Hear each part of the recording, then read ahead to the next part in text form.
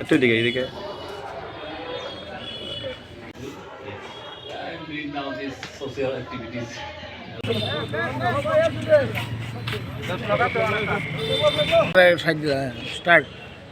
আমাদের আজকের যে ডেপুটেশন দেওয়া হলো ধর্মনগর থানায় পিএসএ, তার মূল উদ্দেশ্য হলো গতকাল বেলা 11 ঘটিকায় আমাদের ভারতীয় মজদুর সংঘ ত্রিপুরা অটোরিক্সা মজদুর সংঘের চাবিখানা নিয়ে গেছেন বিপ্লব দাসের নেতৃত্বে কিছু দুষ্কৃতিকারীরা, এবং সেই চাবিটা এখন পর্যন্ত আমাদেরকে হস্তান্তর করা হয় নাই।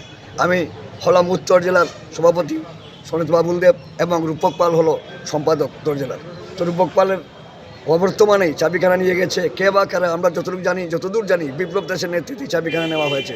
অথচ এটা হলো একটা রিজলভ কমিটি, সেই কমিটি অনেক আগে রিজলভ করে দেওয়া হয়েছে, আপনারা সবাই সকলেই অবগত আছেন। তার জন্য আজকে আমাদের ডেপুটেশন, অনেক শ্রমিকরা আমাদের সঙ্গে এসেছে।